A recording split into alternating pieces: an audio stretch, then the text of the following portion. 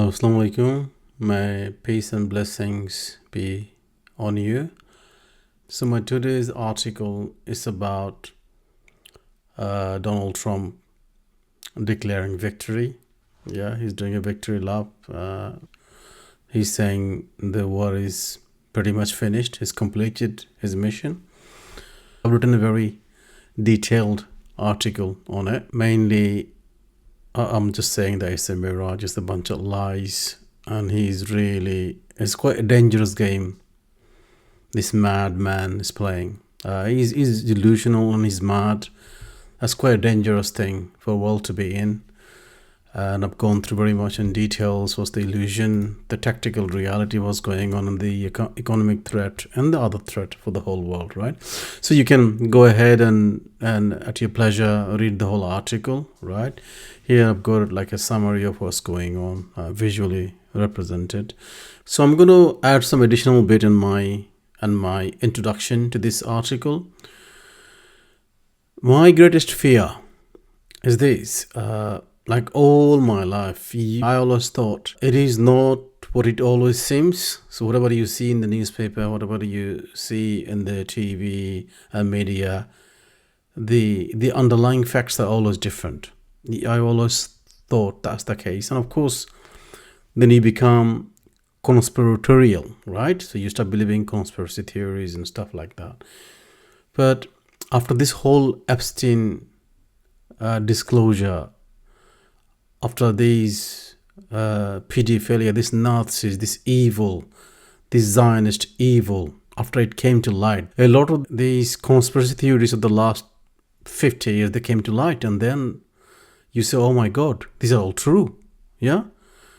I mean, it's just like unbelievable. It's not pedophilia. I mean, it's all about like human sacrifice, the devil worshipping.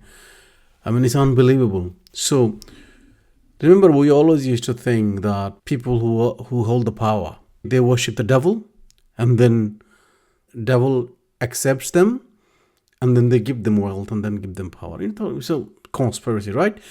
Now, out of this whole Epstein disclosure, you can see a lot of it is right, and a lot of them are into it. They're deep into it. I mean, it's unbelievable. It's unbelievable. To what extent is true, what not true, it's a matter of believing it or not believing it. I think that's besides the point. The point is, these people, these evil people in the world, they believe in it, and they are very, very powerful. What I'm saying in the video is beyond the article, just beyond it, that who really is controlling this world. Yeah? So clearly there is a force controlling this. They control America, they control China, they control Russia, they control everything, right? So all the moves, no matter what happens, what destructions takes place on this earth, these evil class, these devils who worship the devil, they always win. So just imagine now this volatility in the market. I am sure they are already betting on the market, on the future market. Go and see what they're doing. Some people are probably making trillions, and that's what I was saying. And these are the people who are not influenced in any way by the death, by the human crisis. They want people to die. A lot of them, they say, world has got too many people. Yeah, so a lot of them have to die. So this is their way of, just like the Nazi Zion is their way of mowing the lawn. Yeah, so this is their way of mowing the lawn. So a lot of people need to die. Yeah, and this is their way of doing it. Now the evil group of people. I mean, I remember again, we used to study when we were young about Freemasonries, and you always thought these are devil worshippers and stuff, all this conspiracy. And then when I was young, I remember I had quite a few friends, and they used to go to lodges and stuff. They were members of Freemasonry, and they came across very, very nice guys to me. And then, so I used to ask them, look, what do you do? Why do you go there? And mainly, most of them, they were, of course, not there. They have got tier of membership in the Freemasonry. Most of them are going to get more business, to get rich, basically, yeah? So they think being part of the club will give them more influence, more client base, yeah? So that was their way of doing it. So, of course, I didn't know much. But the more and more you read into it now, after this Epstein, you can see there is a hierarchy. And one of the hierarchy, I was watching a video by, I think, Candice Wentz, and she was discussing this, and she had a whole specific Bible for the Freemasonry. Then she was saying that there was a tier of membership. This is the like elite class of the Freemasonry, and these are devil worshippers, right? And so these people, there's always been conspiracy that they are the one who is controlling this world. Yeah. Now, of course, I don't want to believe it's the case, but everything is pointing it to that, right? And that makes me very much worried, the outcome of everything, because these group of people probably already decided what's going to happen, right? They've already decided what's going to happen, and they're going to make it happen. Remember, especially the US economy, they grabbed it, right? They're controlling it 100%. And I'm sure in China, same thing, yeah? Because at the end of the day, money runs the world, right? And these are the devils, they control the money, right? That's it. So this is my greatest fear. No matter what we say, what article we read, we are just, of course, giving an analysis, right? What's happening, what's going to happen. But this devil class, these devils, they control the earth. Yeah, they control. And they've already defined what the outcome is going to be. And that is going to happen. Now, my fear is that Donald Trump says all this shit, but he's like a puppet. He's just like doing the job for them. He's just like a puppet. They grab hold of him. Of course, he's an idiot. And with somebody a little bit more common sense, not as delusional, it will be difficult to manage them. He's like very, very predictable, very much. They probably can do anything with him they want because he's mental. The guy's mental. So I'm shocked that the whole American system is allowing this to happen. So that shows the whole system is infected. Now, then a side of me thinks, well, then these classes of these devils, they want USA to be destroyed. They want this empire to be destroyed, right? And then what do you think? Okay, what are they going to replace it with? Then there was some theory going around that next, because they know that Western civilization is in decline, so next uprising power is going to be India and China. So they are the one they're going to get hold of, yeah? So they are the one they're going to manipulate now. There's a theory about that. Yeah, I don't know to what extent is plausible.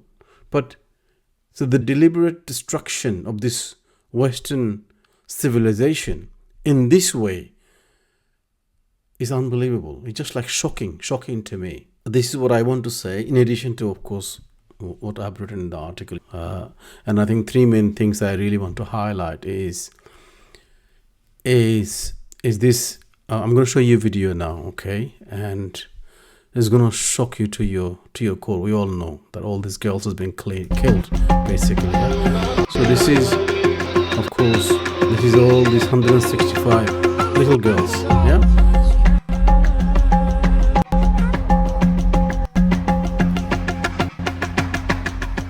این کتاب ریاضیشه مهنا زاری اول دبستان. So this is, of course, 165 girls being butchered by this devil, right? گوشه کارهایی که انجام داده برای مدرسه تکالیف مدرسه‌ش اینجا گذاشته. هیچ گناهی کرد. جعبه مداد رنگیش هنوز داخل کیفشه. خون دانش آموزان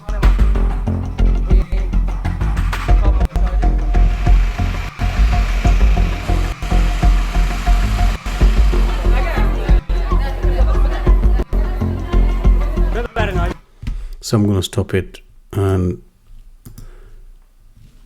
it's just like this is سوال بکنم کودکان مینابی ما چه تهدید دولت مردان.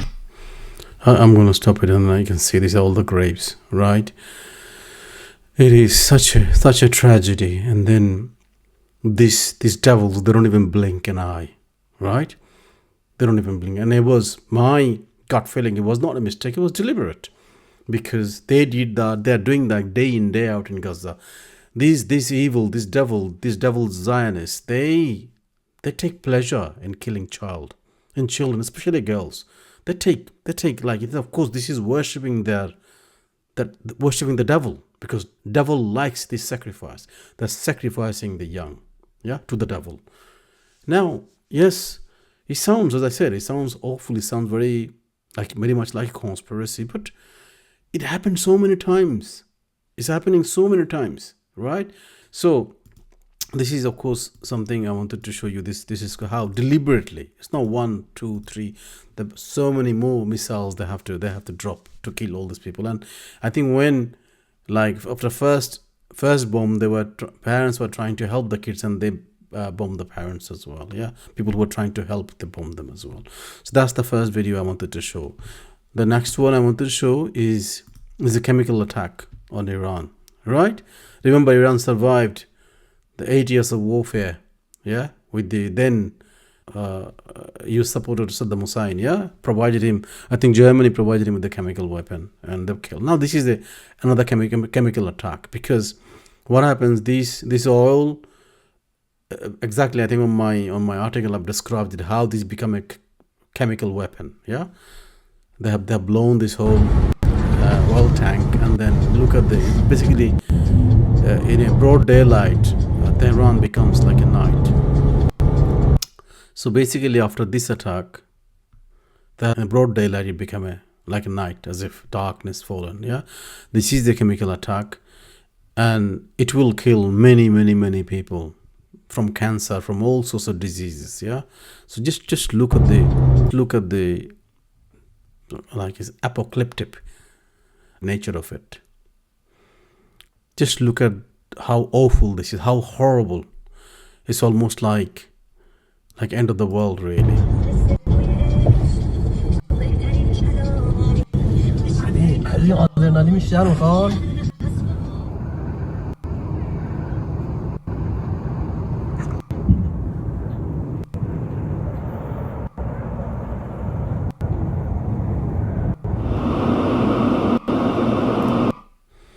Just look at that. People can't see the sun. It's like your nuclear winter. It's so awful. And so these are the work of the devil, right? These are the work of the devil. And I have to call them devil, because they are not human being. Because to them, human life doesn't matter. Yeah. That in Iran, they're only targeting civilian infrastructure. They're killing people. Yeah. It's genocide all over. It's all over, like Gaza genocide. Yeah, it's happening all over Iran. And then this thug, this murderous, delusional, Nazi, mental. He's a probably mental bastard. Yeah, and look at what he says. That's right. And then this one here. Yeah, he said, "We'll take out easily destroyable targets and will make it virtually impossible for Iran to ever be built back as a nation. Again, death, fire, fury will rain upon them." Can you believe this motherfucker?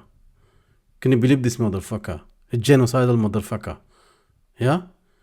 What right does he have to even live?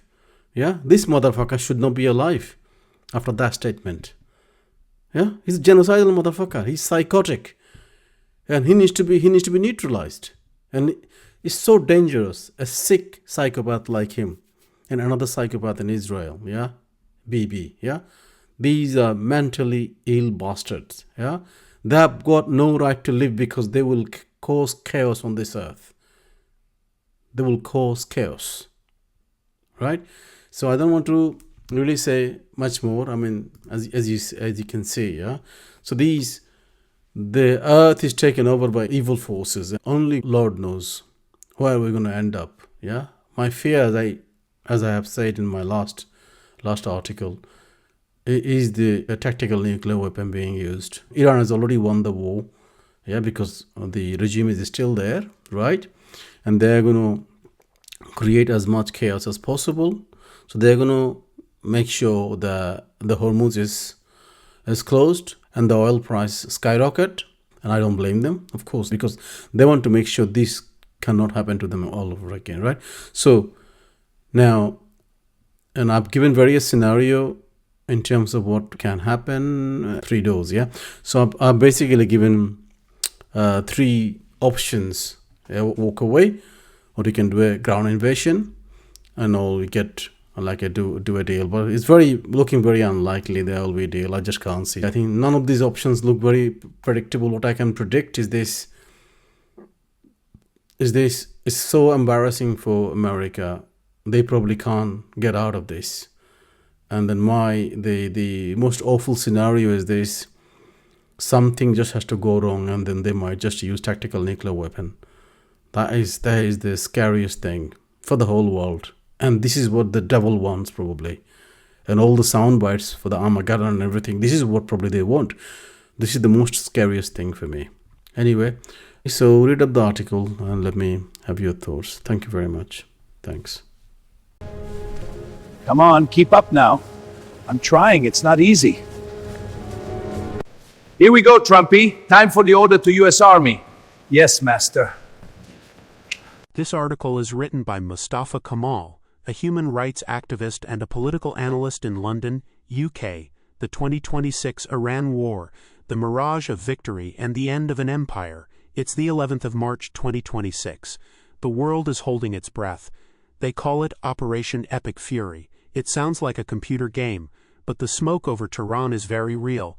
The fires are hot, and the lies are even hotter. In Washington, these suits are smiling. Pete Hegseth stands at the podium. He says we are winning. He says the focus is unrelenting. President Trump hops on social media. He promises the war will be over soon. It's a lovely story. But it's a mirage. Military men like Colonel Douglas McGregor see the truth. They've seen this film before. It's a Vietnam déjà vu. Back then, the generals stood behind podiums and counted bodies to prove they were winning. Today, they stand there with their heads down, reading off statistics about targets. We've hit 5,000 spots, they brag. But a map full of red dots isn't a victory. It's just a scorecard for a game they aren't actually winning. McGregor knows that counting hits is a mirage. You can blow up every building in a city, but if the spirit of the people is still standing, you haven't won anything. You've just made a very expensive mess while the real war moves right past you. There is a dangerous thing that happens when you've been the boss for too long. You start to believe your own nonsense. The thinkers in the West have spent years writing reports about how weak the other side is. They've spent so much time shouting their own propaganda that they've forgotten it was supposed to be a lie. They expected a swift and cheap victory, like a Hollywood film, but reality doesn't follow a script. By believing their own fairy tales, the planners have walked straight into a trap made of their own arrogance. A war no one asked for. Most of us didn't want this. In the States, 80% of people are saying no, they are tired. They are skeptical. This war is a ghost. It has no legal legs to stand on. No UN blessing. No real law. Just raw, naked power. This isn't just a mistake. It's a crime against the very idea of United States. We were told we were a republic, a place of laws and rules. But those laws have been tossed in the bin. There was no real debate, no vote in the town square, no respect for the papers our ancestors signed. The suits in Washington have forgotten what legal even means. They've sold the country's soul for a fight that breaks every rule we ever wrote. We aren't the good guys protecting the world anymore. We're just the biggest bullies on the block. It's the first time a president has marched into a giant war while his own people turned their backs. The 40-year dream, this wasn't an accident. It's been a dream for 40 years. For the genocidal Zionist Nazis, Iran is the last prize.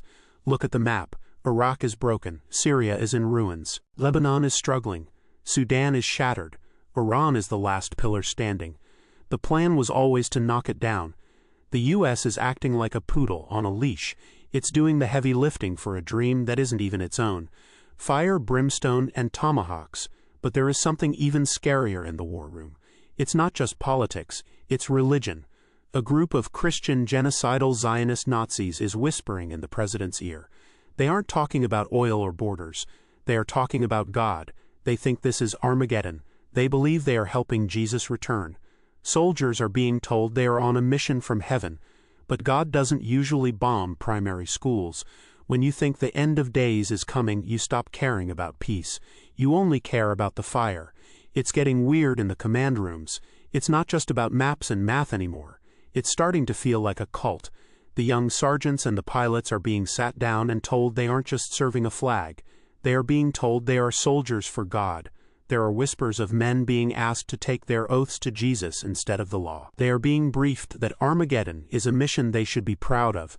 When the people in charge tell you that the world ending is part of a divine plan, you stop seeing the enemy as human. You start seeing the fire you drop as a miracle, and that is a very dark road for any army to walk. The shadow war and the schoolyard, the generals have a plan. They call it strategic air power. It's a fancy way of saying they want to win from the clouds. They don't want boots on the ground. Ground wars are messy. They cost lives. They lose votes. So they stay high. They push buttons.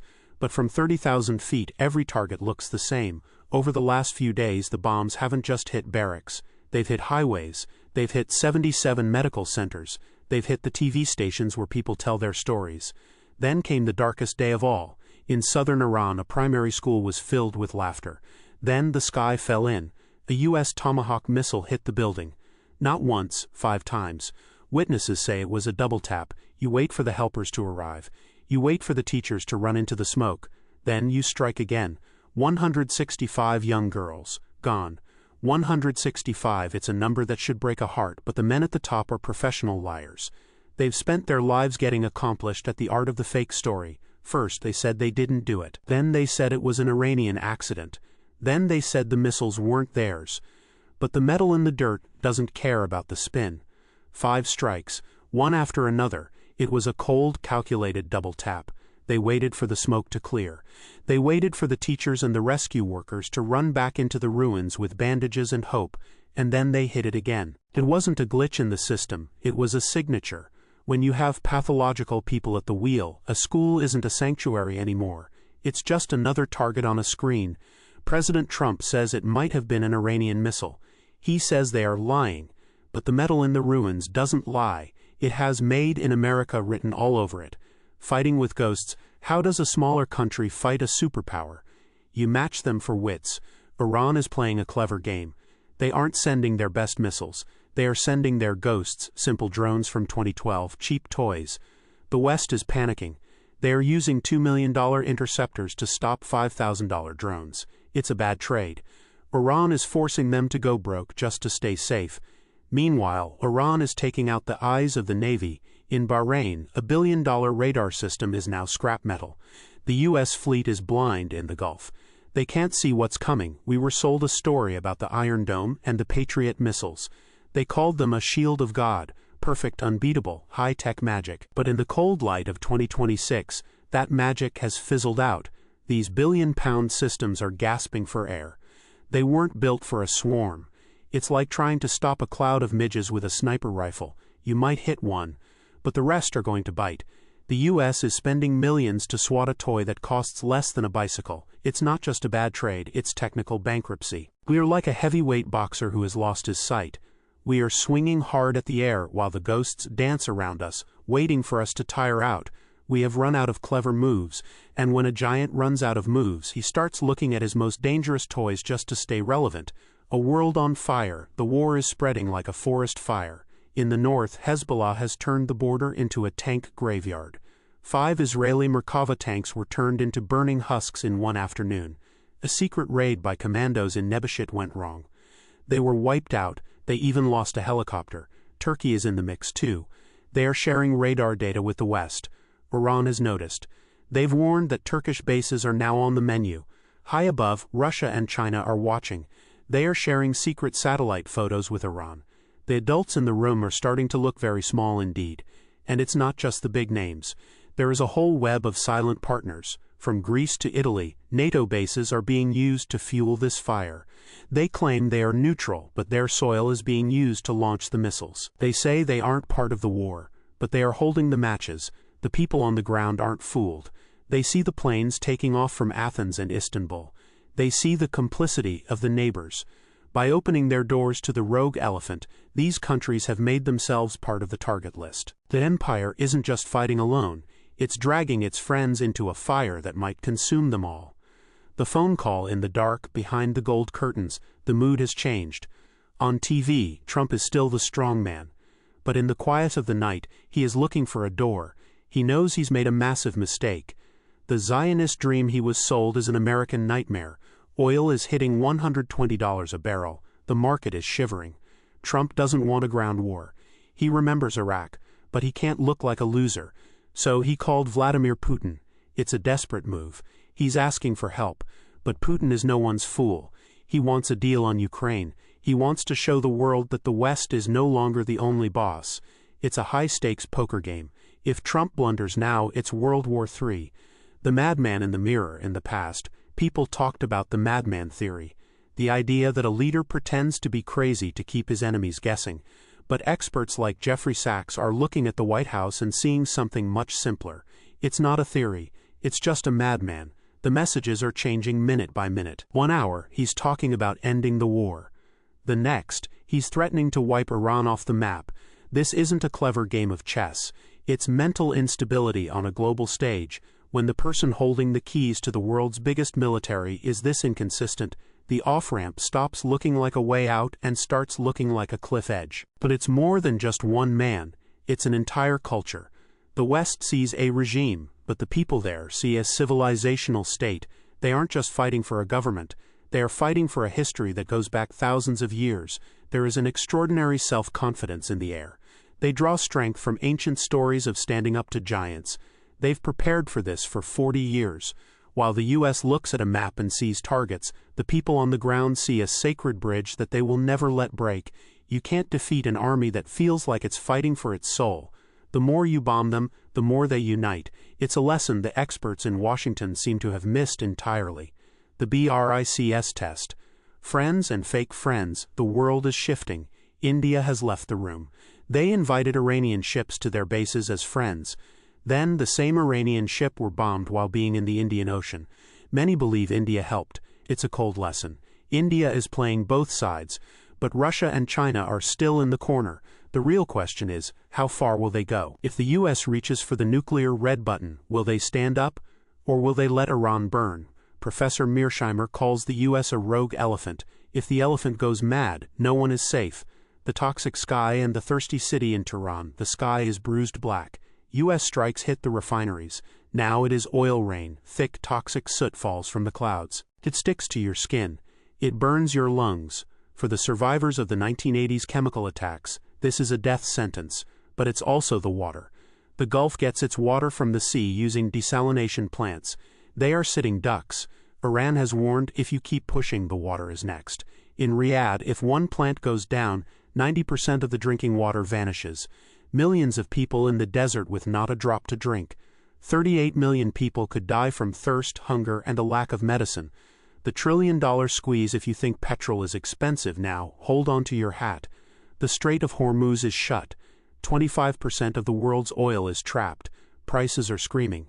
In Asia, the lights are going out. In the West, your wallet is feeling the heat. But there is another bomb being dropped, and this one hits the bank accounts. Some call it the financial nuclear option. For nearly 100 years, the US dollar was the king of the world. It was the safe harbor in every storm. Not anymore. By starting this illegal war, the US has hit the self-destruct button on its own money. The world is watching the volatility, the jumping oil prices and the mixed messages, and they are deciding to move their gold elsewhere. We aren't just losing our reputation in the desert, we are losing our grip on the world's wallet. The American century isn't just ending, it's going broke. But it's also about bread. The Gulf sends out 35% of the world's fertilizer. Without it, farmers can't grow crops. We aren't just looking at a market dip. We are looking at a global famine. The only people smiling are the ones who own the missile factories. The red button and the brink, we are on a knife's edge. Some in the Pentagon are getting desperate. When a giant feels cornered, it looks at its biggest weapon. The red button. This isn't just about Iran, it's about the end. The religious fanatics think a nuclear fire is a sign from God. For the rest of us, it's just the lights going out. One wrong tweet and it's over. There is a secret the Pentagon doesn't want you to know. The cupboard is nearly empty. USA likes to think of our power as limitless, but that is the most dangerous lie of all. It does not have the factories we used to have. It can't just pave the road with endless missiles and tanks. USA are running out of the very things it needs to stay in the fight. Like Eisenhower warned decades ago, power has limits. USA is a rogue elephant that has wandered too far from the waterhole. It is overstretched, exhausted, and out of ammo. This is why the red button looks so tempting to the losers in Washington, because they've realized they can't win a long fight with a cupboard that's gone bare. The 3 doors. Trump is looking at 3 doors. 1. The cut and run. Asterisk, asterisk, pull back and say mission accomplished. But Iran won't stop. They have nothing to lose. They would keep the strait shut. 2. The ground invasion *** what the extremists want. But Iran is a fortress. It would be a suicide mission for American boys. 3. The adults and the deal *** push the fanatics out. Talk to Moscow and Beijing. Listen to Iran. They want the U.S. out of the region for good. It's a bitter pill, but the alternative is the end of the world. The puppet masters, is this a mistake or a plan? Some say the world is run by the Epstein coalition. Billionaires who don't care about borders. They profit from the chaos. They make trillions when oil jumps. Maybe they know the American century is over. They are letting the U.S. burn itself out while they move their money east. To them, 165 girls in a school are just market volatility. They are reshaping the world, and the rogue elephant is just the tool to smash the furniture. Conclusion. A new world rising. The sun is setting. Iran isn't just asking for a ceasefire. They want a new status quo. They want the U.S. to self-evict. This isn't just a defeat, it's a self-eviction. By trying to take over the sea lanes and choke the world's oil, the U.S. hasn't become the boss of the Gulf. It has kicked itself out. It has shown the world that it is a predatory power that only cares about its own hegemony. The era of the U.S. being the policeman of the world is over. It didn't get pushed out by an army. We walked out ourselves by being too arrogant to see the walls closing in. The U.S. went in to show strength. It has shown its limits. It has unified its enemies and scared its friends. As the oil rain washes off the streets of Tehran, the message is clear. The empire is shrinking. The adults are finally entering the room, but the house is already in ruins.